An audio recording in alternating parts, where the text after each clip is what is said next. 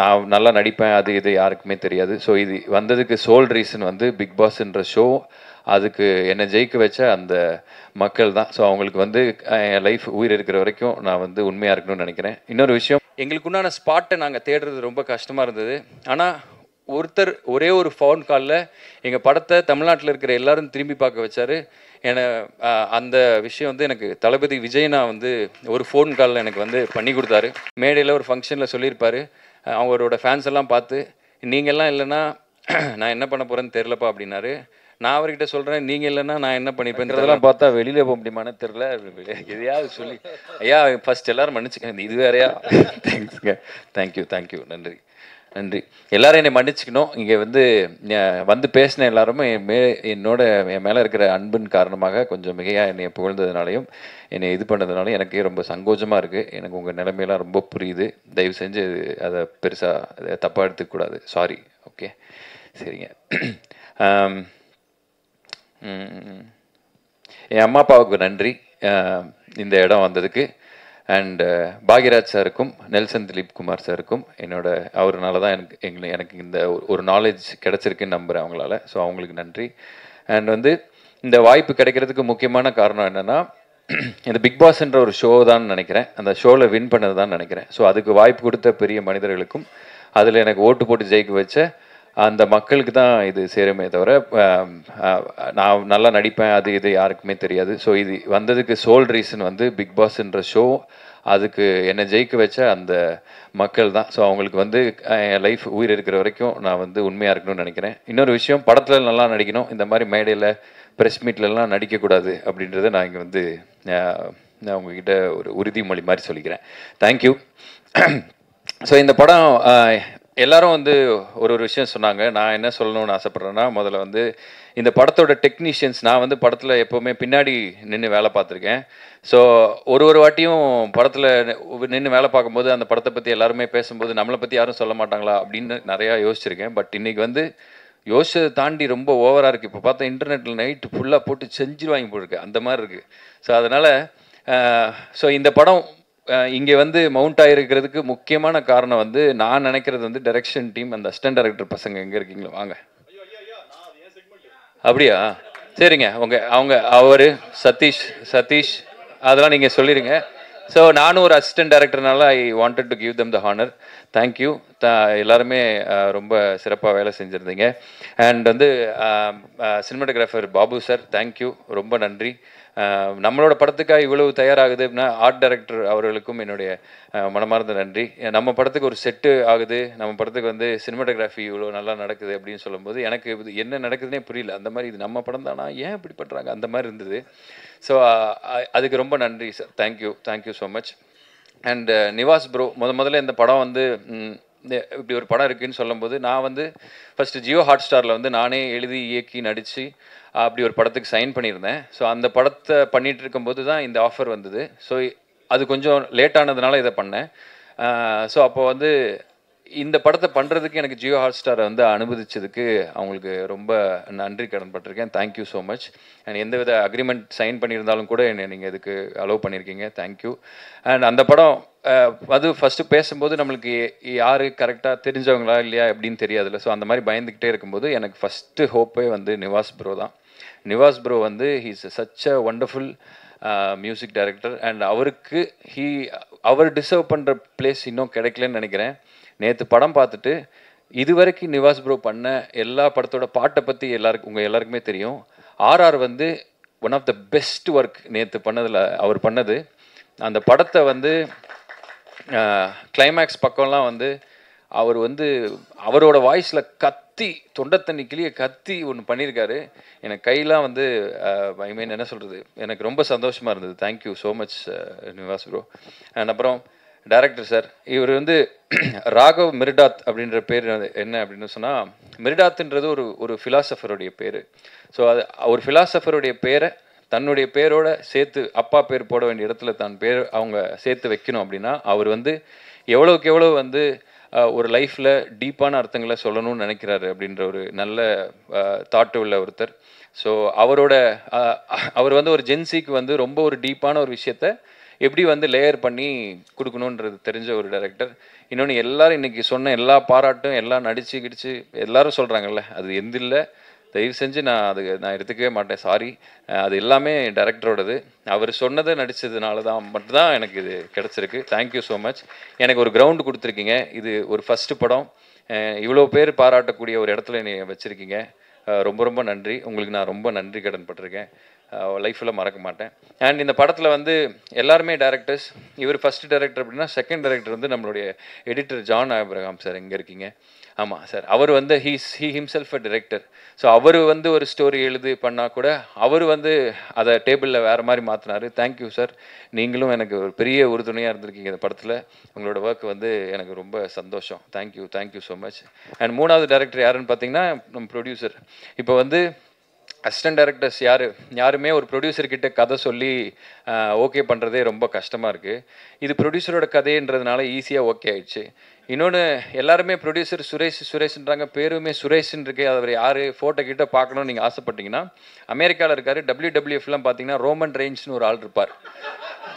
அவர் மாதிரியே இருக்கக்கூடிய Roman Reigns அண்டர்டேக்கர்னு சேர்ந்தா எப்படி இருப்பாரோ அந்த மாதிரியான ஒரு இது. He's nice gentleman, wonderful gentleman. படம் இன்னும் ஒரு வாரத்தில் இங்கே ரிலீஸ் ஆக போகுது. ஆனால் அவர் அமெரிக்காவில் இருக்கக்கூடிய ஃப்ரெண்ட்ஸுக்கெலாம் ஃப்ரீயாக போட்டு காட்டி விளாண்டுக்கிட்டு இருக்காரு. ஸோ அந்த மாதிரி அவர் வந்து அமெரிக்காவில் இருக்கக்கூடிய தமிழர்கள் எல்லாருமே படம் பார்த்துட்டு ஜாலியாக அங்கே இருக்கிறனால அந்த ஒரு ஜாலியில் அவர் அங்கேயே இருக்கார். இந்த நேரத்தில் அமெரிக்காவில் பார்த்து எங்களோட படத்தை பார்த்து அப்ரிஷியேட் பண்ண எல்லா அமெரிக்கா வாழ் தமிழர்களுக்கும் என்னோட மனமார்ந்த நன்றி. தேங்க்யூ. அண்ட் ப்ரொடியூசர் அப்படின்னும் போது, இப்போ நமக்கு ஒரு ஃபஸ்ட்டு படம் பண்ணுறோம் அப்படின்னா, நிறைய பேருக்கு ஓகே வந்துட்டாங்க அப்படின்னு ப்ரொடியூஸ் பண்ணுறதே ஒரு பயம்தான். இப்போ நானே காசு வச்சுருந்தா புதுசாக வர்றவனை நம்பி காசு கொடுப்பனான்னு டவுட்டு தான். என்னைய நம்பி கோடிக்கணக்கில் காசு கொடுத்ததுக்கு வந்து இன்றைக்கி ஆக்சுவலி எங்கள் அப்பா இருந்திருந்தால் அதுக்கு ரொம்ப தேங்க்ஸ் சொல்லியிருப்பார். ப்ரொடியூசர் சார் ரொம்ப நன்றி, என்னை நம்பி இவ்வளோ கோடிக்கணக்கில் செலவு பண்ணியிருக்கீங்க. இதை வந்து நான் என்ன சொல்கிறது, இப்போ நடந்தது எதாவது கூட தப்பாயிடக்கூடாது, ஏதோ ஒன்று இதுவாகி சும்மா ஏதாவது ஓவராக பேசினா. இப்போ ரீசெண்டாக எல்லாம் படம் குப்பை மாதிரி எடுத்து வச்சுக்கிட்டு வாயை பார்த்தியா அந்த மாதிரி நிறைய இடத்துல இருக்குல்ல. ஸோ இல்லைன்னா நல்ல படத்தை கூட நம்ம ஓவராக வாய் பேசிட்டு அதுக்கப்புறம் நேராக பார்த்தா இதைத்தான் விடிய வச்சு ஒட்டிக்கிட்டு இருந்தீங்களா அந்த மாதிரி திரும்புவாங்கள்ல. ஸோ அந்த மாதிரி ஆயிடக்கூடாதுன்னு ரொம்ப பயமாக இருக்குது. இன்னொன்று, நம்மளுக்கு வந்து லாஸ்ன்றது ஒன் ஃபில்ம் அவே தான் இருக்குது. ஆனால் ப்ரொடியூசருக்கு லாஸ்ன்றது வந்து கோடிக்கணக்கில் காசு இருக்குது. ஸோ அதனால் நம்ம எல்லாருக்குமே நான் அதுக்கு ரொம்ப பொறுப்புள்ள ஆளாக ஃபீல் ஆகிறேன். ஸோ எல்லாருமே ஹீரோன்னு சொல்கிறாங்க, இதுன்னு சொல்கிறாங்க. ஹீரோன்னா பொதுவாக படத்தில் அம்மாவை காப்பாற்றுறவங்க, இல்லை ஆபத்தில் இருக்க காப்பாற்றுறவங்க அம்மா இல்லை. என்னை வச்சு படம் எடுத்த ப்ரொடியூசரை காப்பாற்றிட்டேன்னா அன்றைக்கி நான் ஒத்துப்பேன், நான் ஹீரோ அப்படின்னு சொல்லி. ஸோ சுரேஷ் சார், உங்களுக்கு வந்து நிறையா பணம் வரணும் இந்த படம் மூலமாக. இன்னும் ரொம்ப நிம்மதி இல்லாமல், அதாவது நாங்கள் எல்லோரும் சந்தோஷமாக பேசிகிட்டு இருக்கோம். 2 வருஷம் காமெடி படம் எடுத்துகிட்டு சிரிக்கவே இல்லை, மூஞ்சில் யார் மூஞ்சிலையுமே சிரிப்பே இல்லை. ஒரே சண்டைக்காடு, எல்லாம் மாறி ஏதாவது RR வந்து மியூசிக் ஒன்று போட்டு கொடுக்க போகிறோம் சீக்கிரம் அப்படின்னா, மியூசிக் வந்தால் தானே போடுவார். உடனே மியூசிக்னா உட்காந்தானே வர்றதுக்கு அது எப்படி வரும்? அவர் எல்லாத்துக்கும் ஒரு ஸ்பேஸ் வேணும்ல. அவர் டைரக்ட் பண்ணும்போதே அப்படி பண்ணி இவர் உட்காந்துட்டாங்க, ஓகே ரெடி அப்படி இப்படின்னு பார்த்துட்டு, எக்ஸ்கியூஸ் மீ சார், இந்த ஆர்டிஸ்ட் சீக்கிரம் பண்ணுன்றாங்க அந்த மாதிரி ஒருத்தங்க கேட்டாங்க அப்படின்னா, இந்த ப்ரெஷரில் தான் ஒர்க் பண்ணியிருக்காங்க. இங்கே வந்து சந்தோஷமாக சொல்கிறாங்களே தவிர எல்லார் மனசுலையும் அவ்வளோ பெயின் இருக்குது. இதெல்லாம் இந்த படம் சரி பண்ணிடணும்.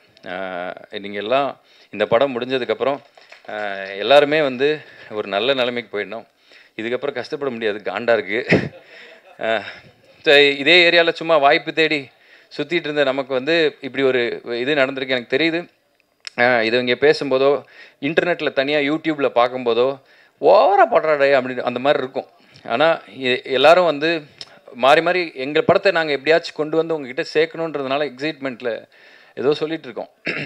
ஆனால் வந்து நீங்கள் நம்பி வந்து படம் பார்க்கலாம். அந்த படத்தை பற்றி சொல்லணும் அப்படின்னா, இன்றைக்கி நீங்களும் பாவம் எத்தனை படத்தை தான் நீங்கள் பார்ப்பீங்கன்னு எனக்கு தெரில. தேட்டர் பார்த்தீங்கன்னா வெள்ளிக்கிழமை வந்து படத்தாக கூட தலையில் கொட்டுறாங்க.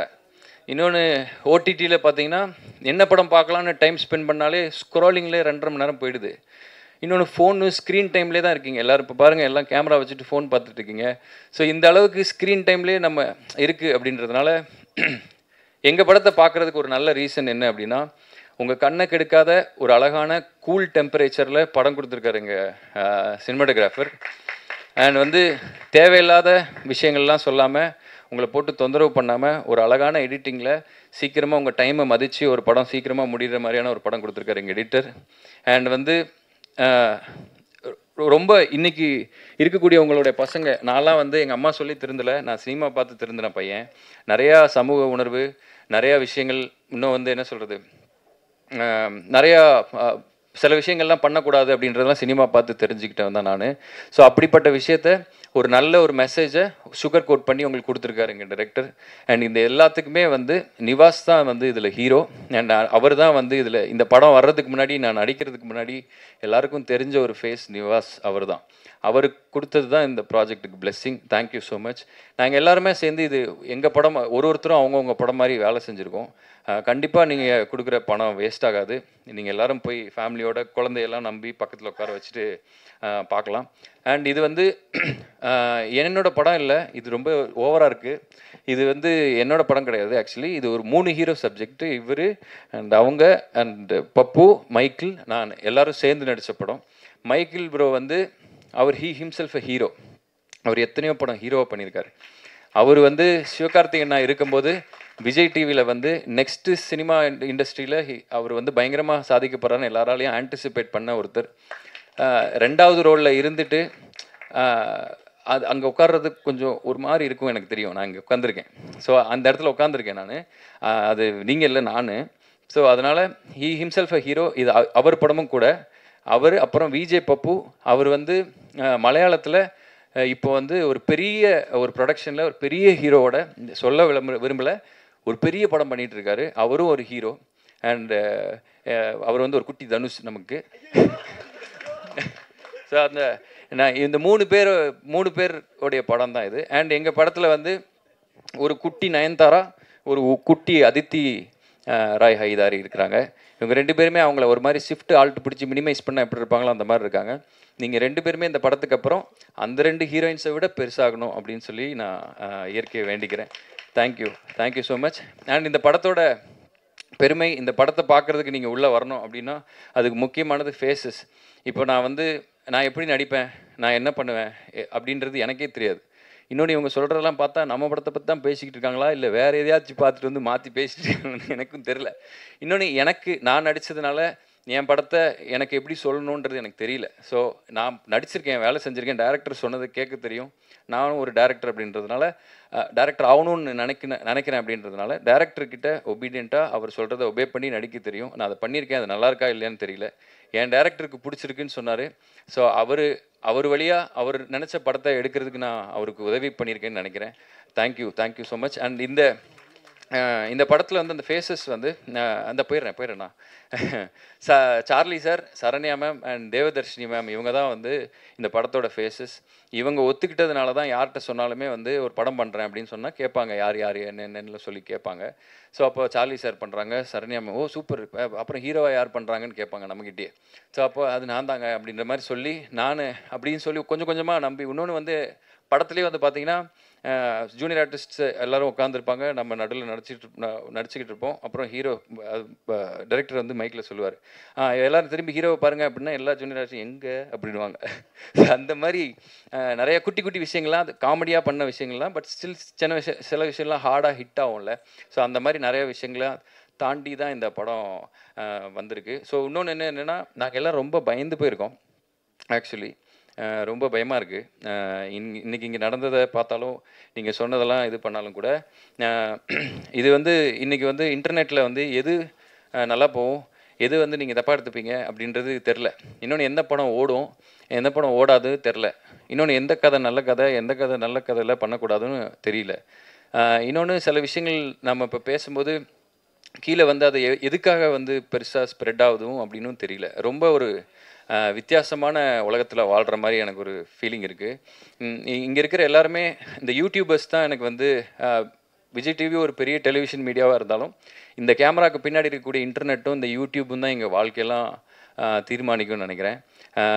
நினச்சா ஒரு நைட்டில் எல்லோரும் என்ன வேணாலும் ஆகலாம், நாளைக்கு என்ன வேணாலும் ஆகலாம் அப்படின்ற மாதிரியான ஒரு இதில் தான் இருக்குது. நாங்கள் இன்னும் இன்னும் ரொம்ப பயமாக பதட்டத்தோடு இருக்கோம். இந்த படம் வந்து கண்டிப்பாக அவங்க எல்லாருக்குமே பிடிக்குன்ற ஒரு நம்பிக்கையில் இருக்கும். இந்த படத்தை பார்க்குறதுக்கு ஒரு நல்ல ரீசன் சொல்லணும் அப்படின்னா, இன்றைக்கி நீங்கள் பார்க்குற ஒரு ஃபுட் டெலிவரி ஆப்பில் நீங்கள் பார்க்குறீங்க அப்படின்னா நிறைய சாப்பாடு இருக்கும். எந்த சாப்பாடை நீங்கள் ஆர்டர் பண்ணணும்னு தெரியாது. ஆனால் பன் பட்டர் ஜாம் எல்லா ஊர்லேயும் எல்லா கடையிலையும் கிடைக்கும்.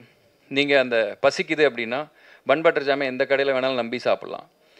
குழந்த ஃபீவராக இருந்தாலும் சாப்பிட்லாம், வயசானவங்களும் சாப்பிட்லாம், அமெரிக்காவில் இருந்தாலும் சாப்பிட்லாம், எங்கே இருந்தாலும் சாப்பிட்லாம், வயிறை கெடுக்காது. ஸோ அப்படி ஒரு சேஃபான ஃபுட். இந்த படமும் ஒரு சேஃபான படம். நீங்கள் போனீங்கன்னா உங்களுக்கு ரொம்ப உங்களை தொந்தரவு பண்ணாத ஒரு படம், நீட்டாக இருக்கும் அப்படின்னு நம்புகிறேன். And Lankesh sir, thank you so much, thanks for supporting. And distributors எல்லாருக்குமே என்னோட நன்றி. என்னைய வந்து உங்களுக்கு தெரியுமா தெரியாதா தெரியாது, பட் இந்த படத்தை வந்து மினிமம் கேரண்டின்னு சொல்லி வாங்கியிருக்கேங்க அப்படின்னு சொன்னாங்க எல்லா ஏரியாலையும். உங்களை நான் மறக்கவே மாட்டேன் ப்ரோ. நாளைக்கு வந்து நான் இந்த சினிமா எனக்கு ஏதாவது கொடுத்து எனக்கு திருப்பி சினிமாவில் தான் இருக்கணும்னு ஆசை, எனக்கு ப்ரொடியூஸ் பண்ணணுன்னு ஆசை இருக்குது. நான் என்னைக்காவது ப்ரொடியூஸ்லாம் பண்ணி நான் அந்த மாதிரியான எதாவது இருந்தால் நான் உங்களெல்லாம் மறக்கவே மாட்டேன் ப்ரோ. Thank you so much. என் ஃபஸ்ட்டு படத்தை நீங்கள் வாங்கியிருக்கீங்க. நீங்கள்லாம் வந்து எனக்கு ரொம்ப முக்கியமான ஆளுங்க. ஸோ என் மனசில் எப்போவுமே உங்களுக்கு அந்த நன்றி இருக்கும். அண்ட் ஒரே ஒருத்தருக்கு மட்டும் நான் வந்து இங்கே நன்றி சொல்கிறதுக்கு கடமைப்பட்டிருக்கேன். எங்கள் படம் பன் பட்டர் ஜாம் ரொம்ப ஹம்பிளான படம், ரொம்ப சிம்பிளான படம். இந்த படத்தை வந்து வெளியே தெரிவிக்கிறதுக்கு நாங்கள் எவ்வளவோ பணம் செலவு பண்ணுறோம், ப்ரொமோக்கு என்னெல்லாமோ பண்ணுறோம், நிறையா விஷயங்களுக்கு வெளியில் போடுறோம். ஆனால் இன்டர்நெட்டுன்றது ஒரு கடல் மாதிரி. ஒரு விஷயம் போட போட போட போட சாயந்தரம் வேறு ஏதோ ஒன்று வந்துடுது, அது மறைஞ்சிருது. இன்னொரு விஷயம் போட்டால் வேறு ஏதோ ஒன்று வந்துடுது, அது மறந்துடுது. இன்னொன்று அதுனா காப்பி ரைட்ஸுன்றாங்க. இன்னொன்று இந்த பாட்டை பாடணும் அப்படின்னா அது அவர்கிட்டயே போய் ஃபஸ்ட்டு முடிவு பண்ணிட்டு வாங்க அப்படின்னாங்க. அப்படின்னா என்ன சொல்கிறது, ஒரு ஜாலியாக பண்ணுற வேலை ரொம்ப ஸ்ட்ரெஸ்டாக பண்ணி எங்களுக்குண்டான ஸ்பாட்டை நாங்கள் தேடுறது ரொம்ப கஷ்டமாக இருந்தது. ஆனால் ஒருத்தர் ஒரே ஒரு ஃபோன் காலில் எங்கள் படத்தை தமிழ்நாட்டில் இருக்கிற எல்லாரும் திரும்பி பார்க்க வச்சார். அந்த விஷயம் வந்து எனக்கு தளபதி விஜய்னா வந்து ஒரு ஃபோன் காலில் எனக்கு வந்து பண்ணி கொடுத்தாரு. அவர் வந்து இப்போ அவர் என்னை எப்படி பார்க்குறாரு, அவருக்கு என்னை பிடிக்குமா இல்லை என்ன விஷயத்துக்காக எனக்கு இதை விஷ் பண்ணுறாரு அப்படின்றதெல்லாம் வந்து எனக்கு ரொம்ப பிரமிப்பாகவும் இருக்குது. அவர் சொன்ன விஷயம் தான் இன்றைக்கி நிறைய பேருக்கு வந்து என் படம் தெரிஞ்சிருக்கு, எங்கள் படம் தெரிஞ்சிருக்கு அப்படின்னா அதுக்கு அவர் தான் ஒரு சோல் ரீசன். அண்ட் அவர் வந்து ஒரு ரீசெண்டாக இருந்த ஒரு மேடையில் ஒரு ஃபங்க்ஷனில் சொல்லியிருப்பார், அவரோட ஃபேன்ஸ் எல்லாம் பார்த்து நீங்கள்லாம் இல்லைன்னா நான் என்ன பண்ண போகிறேன்னு தெரிலப்பா அப்படின்னாரு. நான் அவர்கிட்ட சொல்கிறேன், நீங்கள் இல்லைன்னா நான் என்ன பண்ணிப்பேன்னு தெரிலண்ணா. தேங்க்ஸ், நான் thank you so much. I owe you so much. I owe you my life. Thank you so much. I love you.